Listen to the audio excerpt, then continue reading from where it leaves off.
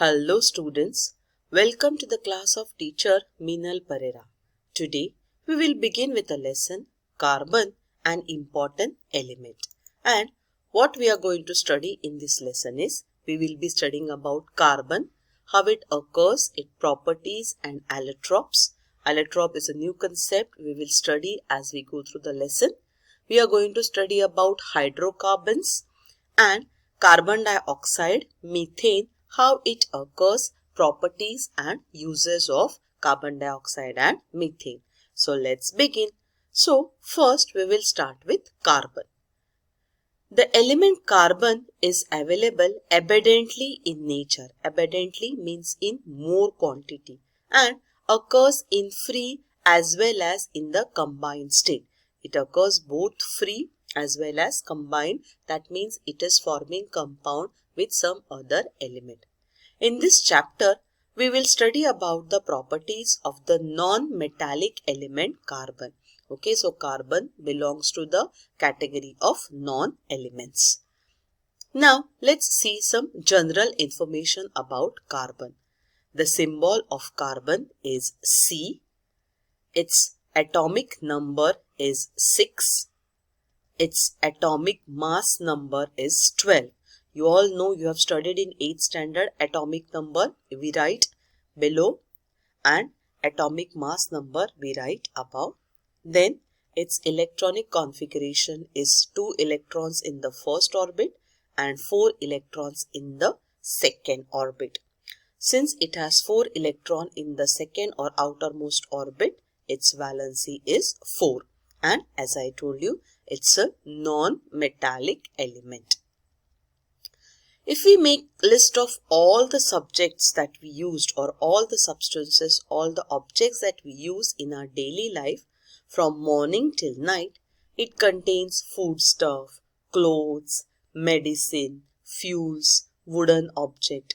And you will be really surprised to know that carbon is the most common and important constituent of all these substances. So anything you take from the morning to night, whatever you are using, the first thing that we do right in the morning is brushing our teeth.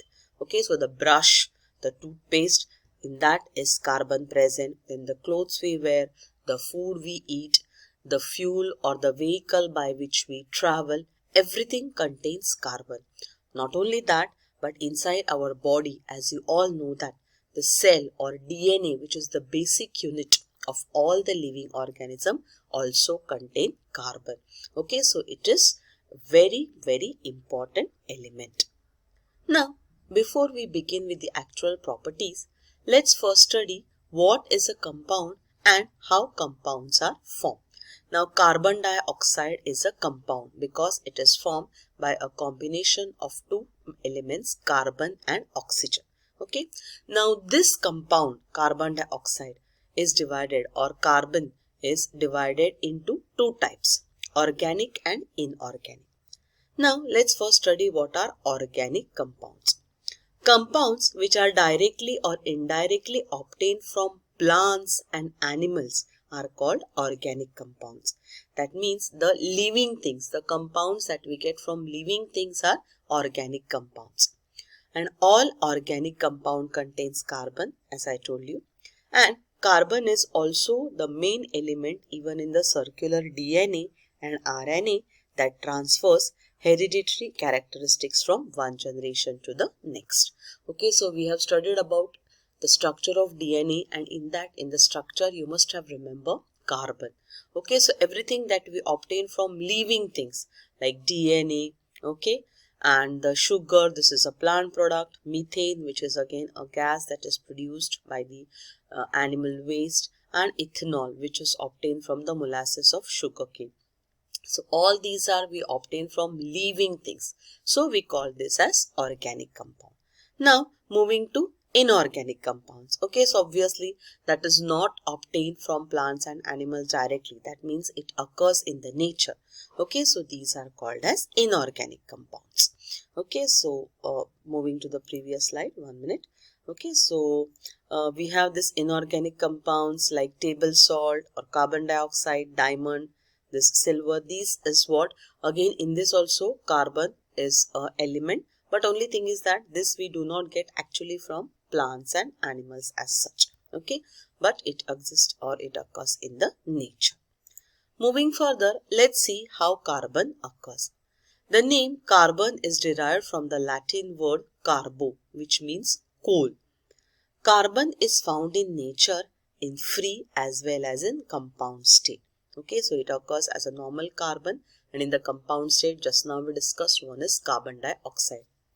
Carbon in the free state is found as diamond, you all know diamond, then graphite, which we use in the pencil, and in the combined state it is obtained as carbon dioxide and in the form of carbonates such as calcium carbonate, marble and calamine. Okay, so these are the compounds, our Shahabadi Farshi or stone or marble that we use in the kitchen. It is a combined form of carbon. Then as a fossil fuel, we get it in coal, petroleum and natural gas. Carbon is one of the most important constituent of it. And about carbonaceous nutrients like carbohydrates, proteins and fats, these are the food that we take. It all contains carbon. And also natural fibers like cotton, wool and silk. Okay, so basically as I said, everything that we use and everything that occurs in the nature contains carbon as one of its most important constituent. Coming to the properties of carbon. Now let's first study what is allotropy or allotropic nature of carbon. Now let's first study what is the meaning of allotropy. What is allotropy? Some elements occur in nature in more than one form. The chemical properties of these different forms are same, but their physical properties are different. Okay, so that's really interesting to know that the same element which is having similar chemical properties but different physical form. Physical means what we see from outside, that's a physical one. Okay, whereas its chemical properties are same. Now, just now you have studied that carbon has two forms, mainly diamond and graphite. Now just imagine children, a diamond which is so shiny, so brilliant to look, and graphite which is black in color. Okay, so look wise that means physical properties are different, but if you study the chemical properties of diamond and graphite, you will come to know that they are very similar, okay, or same. So such form is called as allotropic form or allotropy. Like carbon, sulfur and phosphorus also exhibit allotropy. There are very few elements that occurs in this state. Okay, so like carbon we have sulfur as well as phosphorus which shows allotropy. Okay, so are you clear about allotropy? Allotropy means different physical properties, look wise different but same chemical properties. Now allotropies of carbon, just now we discussed, as I told you that this is carbon which is, you can see that it is seen in the form of a diamond or a graphite or soot or a fullerene. All are entirely different looking from each other, but all these are the forms of carbon. Okay. Now carbon mainly has two forms, a crystalline form that we can see in case of diamond, graphite and fullerene. And second one is a non-crystalline, which is also called as amorphous, that we can see in case of soot or coal or pit, that we will be studying next. Now first we study about the crystalline forms. A crystalline form has a regular and definite arrangement of atoms. Okay, so look at diamond, look at graphite. It has a regular arrangement of atoms.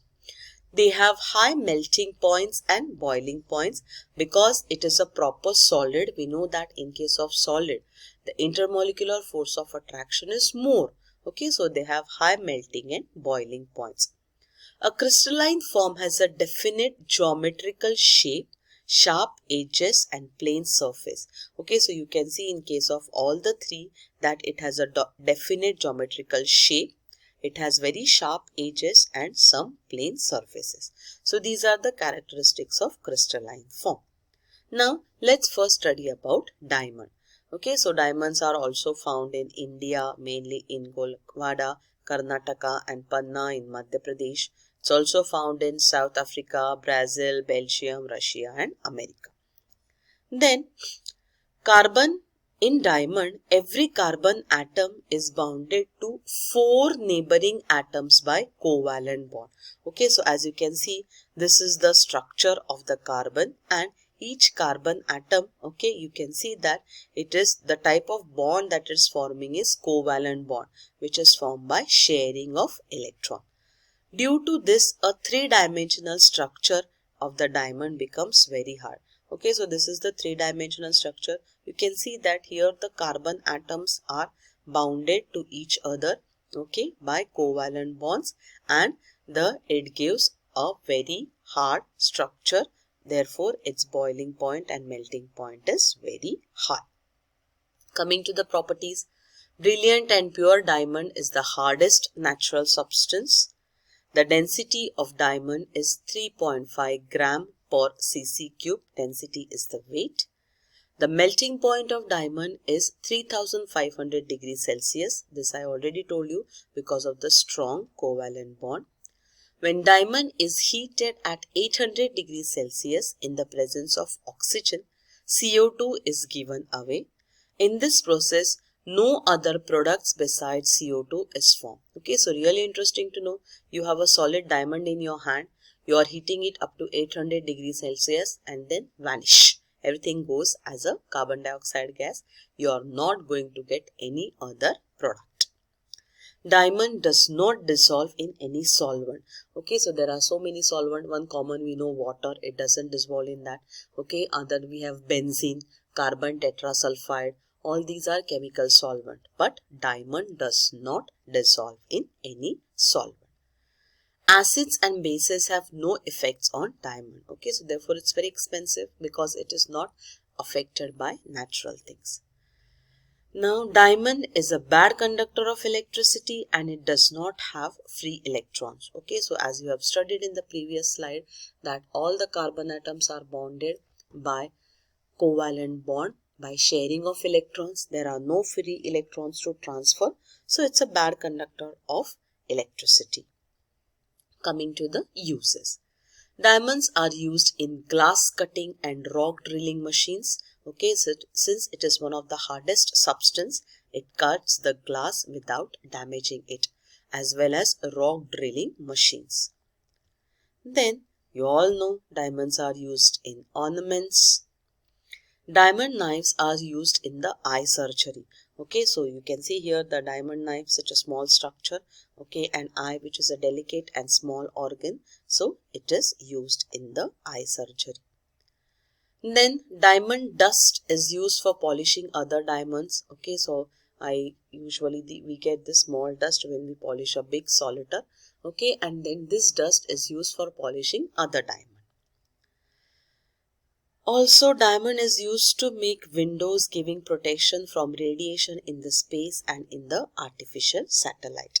Okay, so we also use diamond to make protections from radiation in the space. In artificial satellites, we use diamond.